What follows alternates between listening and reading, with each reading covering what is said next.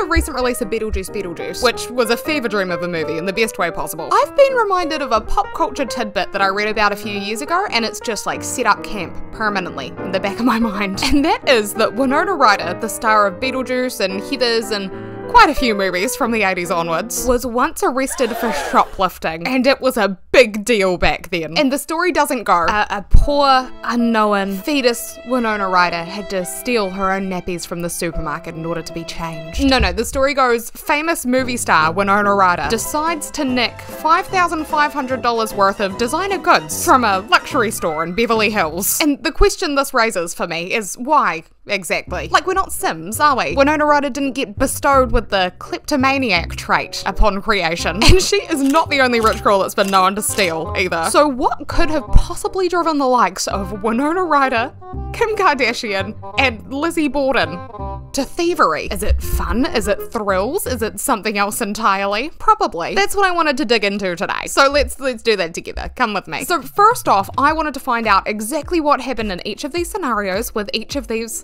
lovely thieving ladies, because we need some background here. And to do that with Winona Ryder, we have to travel back to 2001. She was 30 years old by this point, and she had been booked and busy since the ripe old age of 15 in Hollywood. Denise Denovi, the producer of Heathers, she shared this about young Winona Ryder. She said Winona was so smart. She was 15, she turned 16 on the movie, and she was a prodigy. From a very young age, she was an old soul. She really got the words and the imagery. She'd watched tons of old movies, and she was really sophisticated intellectually. What a glowing review, right? And it was not only Denise that held Winona in this like high regard. Winona maintained this like golden girl image for quite some time. She was adored by colleagues such as Woody Allen, that was the only one I found. Woody and Denise loved the girl. Winona had definitely become one of the Hollywood it girls. That was where her career was at that point. But she had essentially grown up in Hollywood, and we all know how that goes. Starting in the 90s, she'd begun to party just a bit too much. She'd proven to be just a bit difficult on set. Like, she wasn't doing quite as well as she had in her younger days. But still, nobody would have predicted that in 2001, Winona would make decisions that would leave her reputation in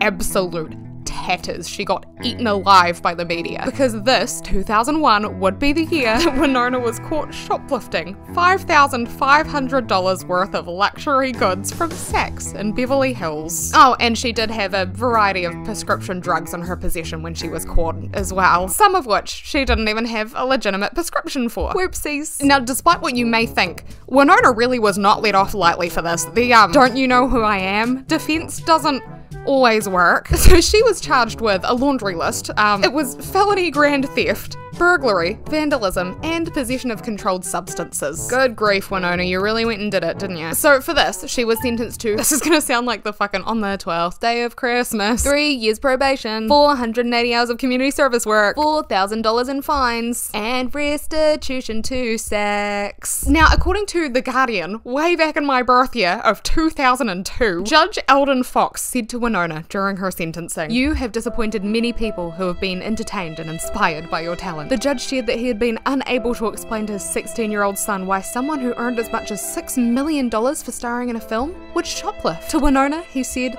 "You are the only person that's going to be able to answer my son's question." He followed that up by saying that she had clearly reached a crossroads in her life when she went on a shoplifting spree in the store. You can say that again, Judge Eldon Fox. You're really onto something, buddy. And I suppose this turnout, like Winona actually getting punished, is a rare good sign from the justice system. Because no matter how perfect and famous you are, a crime is still a crime. And I think it kind of caught Winona off guard at the time, because she recounted more recently. It kept being like, oh, it's fine. This is just like paperwork. I was so confused. I just remember being told I was going to go to prison. And I was like, huh? What are you talking about? Prison? Me? But I'm just a girl. And as much as she may not have realized it at the time that she walked out of Saks with $5,500 worth of goods on her, how do you even shoplift? Oh, I suppose it was a designer brand. I was like, you'd be bursting at the seams carrying $5,500 worth of stuff. Like, imagine going to the supermarket and shoplifting $5,500 worth of stuff. I know we say groceries are expensive, but it's not that expensive. That's still a lot of stuff. Anyway, what was I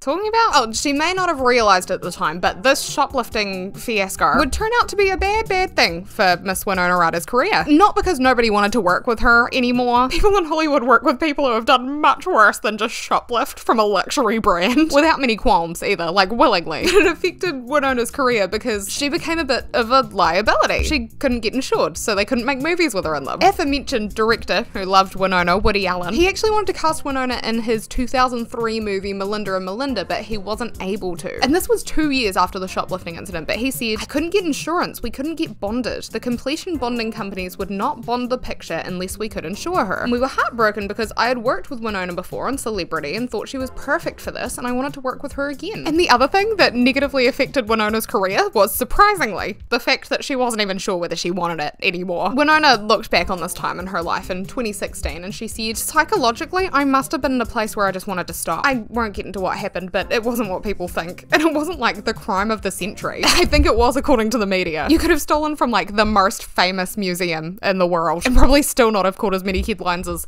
Winona Ryder did for stealing $5,500 worth of stuff from Saks. It would have been a good year to be a thief.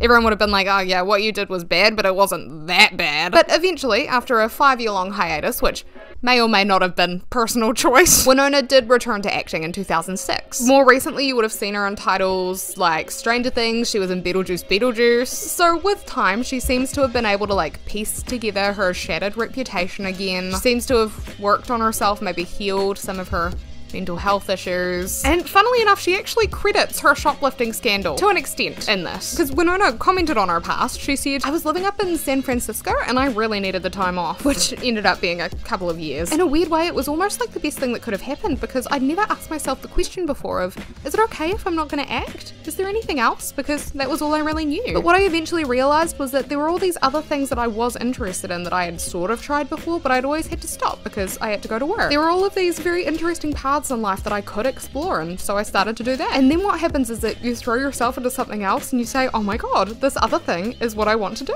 But then some time goes by, and for me it was the realization that I still loved acting and that I still wanted to do it. But it was an amazing feeling to know that there were other things out there that were not all about me and all about making movies. But Winona Ryder is certainly not the only woman that could afford to buy out every store in Beverly Hills that has been caught shoplifting. Also in the celebrity shoplifting club is Lindsay Lohan. She was accused of waltzing on out of the Murphy & Company jewelry store wearing a $2,500 one-of-a-kind necklace around her neck that she had not paid for. Which, just a note, if you're going to steal something, probably make sure it's not like a really unique, noticeable item, because you're just making it hard for yourself at that point. But because Lindsay clearly did not think this through very well, she was caught with the necklace a week later, and she went on to be sentenced to probation, community service, and to pay restitution. Just like Winona, twins. How cute. This, I think, had significantly less of an impact on Lindsay Lohan's career though, because this was 2010. She was already quite the wild child at that point. Like, she'd been in and out of rehab since, what, 2007? She'd been in jail for driving under the influence a couple times, which might be worse than stealing a necklace, I think. And she'd been in court, honestly, more times than I can count on both my hands. I'd need more hands. So I'm sure this theft made headlines at the time, but it probably ended up falling on deaf ears to the public a little bit. More than Winona Ryder anyway. Like, you can only read Lindsay Lohan and court in the same sentence so many times before you start like tuning it out. And even the Kardashians aren't immune to just a little bit of thieving. And they are also not immune to blabbing, because nobody would have known about this if Kim didn't open her mouth. She spilled the beans. And she thought it was quite funny. This happened back when her and Khloe Kardashian were teenagers. And she said, "We were in Hawaii and there was this Christian Dior store and no one was working there. Like, it was the wild, just an empty store. Khloe really wanted the Dior sunglasses, so she took them and we walked out. These sunglasses were everything. I still have them to this day and they were so much fun. So cute. That was so funny. We were like, this is wild. I think the employee must have gone to the bathroom or been in the back by herself on a Sunday. I don't really know what the story was, but it was really funny. I'm sure it was really funny for the employee who needed to pay her bills too. I'm sure she loved hearing about that one from management. Hopefully they didn't find out. But to be fair, I guess Kim has probably been quite profitable for Christian Dior throughout her lifetime. So maybe they'd just like brush this one under the rug if they knew about it anyway. Just consider it a loyalty reward, I guess.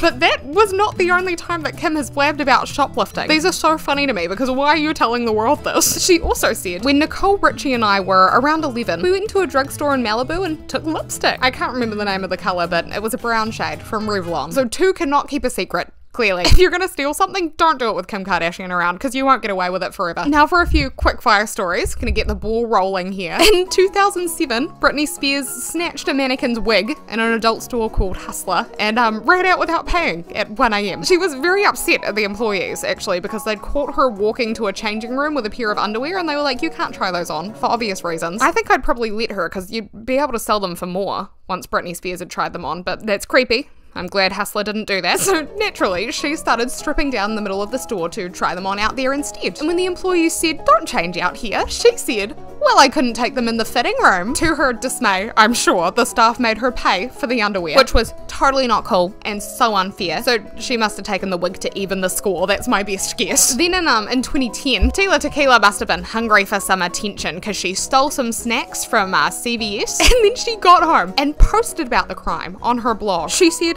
now I can certify myself a real gangsta, lol. She was later charged with shoplifting. And then lastly, in 2014, I almost said quite recent, but it was a decade ago, oh my lord, Amanda Bynes walked out of Bynes on Madison Avenue wearing a $200 hat that she just hadn't paid for. So she was stopped by security, who didn't press charges but did demand that she return the hat, and they also banned her from the store. But what if she had lice? Like, was nobody concerned? You're just gonna put it back on the shelf? Again, maybe would sell more with Amanda Bynes' lice in it, I don't know. Anyway, now that we've checked in with Winona Ryder and some other rich Hollywood girlies that have shoplifted, let's discuss Lizzie Borden for a second. You know Lizzie, possible psychopath that killed her dad and her stepmother in 1892, was it? Or possible innocent woman whose parents were killed by some unknown assailant at 10 AM in the morning with other people in the house. Not to mention, just days after she'd tried to buy poison from a local pharmacy but was denied. But that's none of my business. And honestly, at least she tried to buy something that time. Because you might know Lizzie Borden as the girl who gave her mother 40 whacks. But around her hometown of Fall River, she was also known as the girl who gave shopkeepers heart attacks. Because you might have heard that Lizzie Borden's family, specifically her father Andrew Borden, was quite wealthy. He was doing okay for himself. But Lizzie Borden seemed to think that her father was Charles Dickens's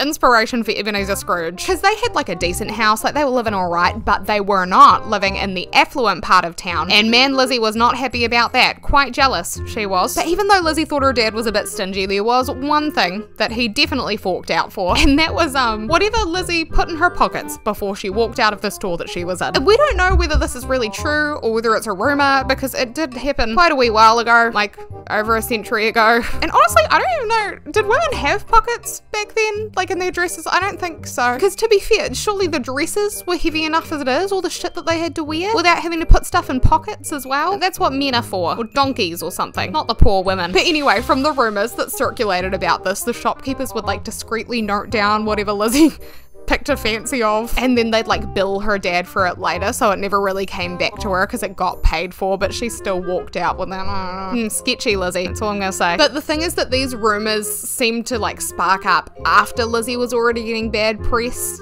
for like possibly being a murderer, and rumors really flew back in the day. Like, people loved a bit of tea. They must have had boring lives. So I can't really confirm or deny that she actually stole stuff, but I just thought it would be a fun thing to talk about, okay? Don't you like to have a little bit of fun? Sorry if I bothered you. And I'm not done talking your ear off either, because we still haven't discussed what actually causes rich girlies to shoplift. Now, the first reason my brain conjured up was quite an obvious one, I'm not gonna lie. Please note, I have never once claimed and will never claim to be particularly smart. But anyway, it's compulsion. Because some people really do just spawn into this world with an innate need to steal things. It's just built into them. Like, for these people, stealing is uncontrollable, it's an impulse. And this type of petty thief, one with like kleptomania or a shoplifting addiction, they normally have it in conjunction with some sort of other mental health diagnoses. Like, I saw obsessive compulsive disorder mentioned, maybe bipolar, or even something like low serotonin levels could drive you to shoplift. And honestly, I thought I'd struggle to put myself in the shoes of a kleptomaniac, because I once pocketed a gumball from the New World Pick and Mix, and I walked out with it without paying when I was a very little kid, and my heart still sinks into a deep pit of guilt when I think about it. I really owe them that 5 cents. But actually, kleptomaniacs can feel a rush of like anxiety and guilt and shame before, during, and after committing these acts of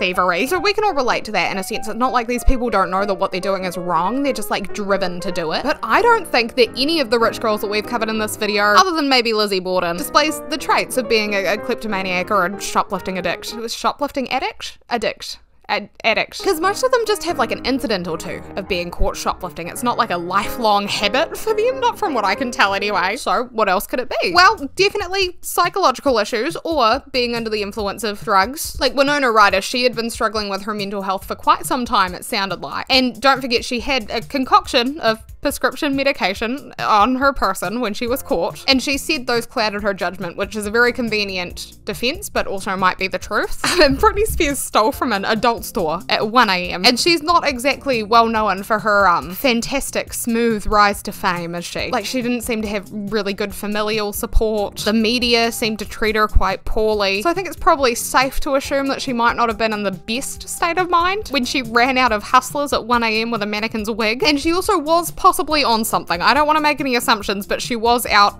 on the town at 1 a.m. Maybe she just couldn't sleep, I don't know. But and then Amanda Bynes and Lindsay Lohan, even Tila Tequila, all famously struggled with drug use and mental health for many, many years. And Lizzie Borden didn't seem to be well trusted by her local pharmacist, so maybe she wasn't on like prescription drugs, but everything had fucking cocaine in it back then, didn't it? So who really knows what Lizzie Borden was on? But over everything else, from what I've gathered, the thrill of it all is definitely, I might even say, the main reason that would drive a bored rich girl to steal something. And I think that this holds a decent amount of weight in like every case that we've discussed today. Like Winona Ryder, she was bored in her career. She wanted to explore new avenues, like being a criminal. And Britney Spears stole impulsively during an argument. She probably had quite the adrenaline rush from that. And Tila Tequila just wanted to be a gangster. Although the gangster life definitely did not choose her. She chose the gangster life, and then she got kicked out from it quite soon afterwards. And Lizzie Borden, who knows what was going on there? It was over a century ago. I don't know, okay? But she was a bored, unmarried, unemployed, rich girl,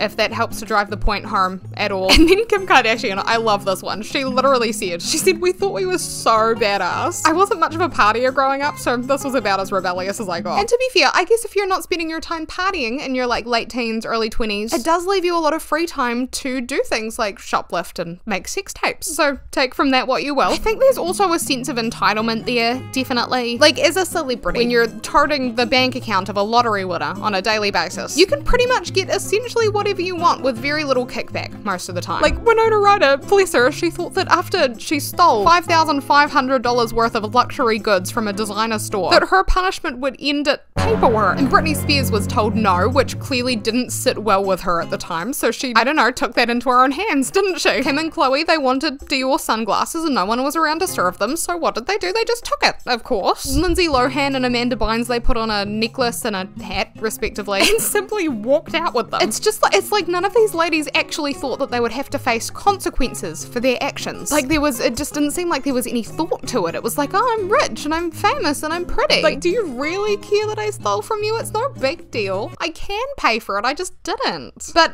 I have no idea what I'm talking about. I'm not a psychologist. I'm not a rich girl that steals for fun. I'm just a simple little ginger girl who likes to theorize about very unimportant things. All I've done literally is make observations, and I don't even know, I might be biased, I don't know. So with that said, what do you think might drive a rich girl to steal? I would love to hear from you in the comments, because I think this is is fun the right way to describe this topic? Alright, I'm gonna go now. I'll see you later. Bye. No, you hang up first. No, you hang up first. Okay, bye.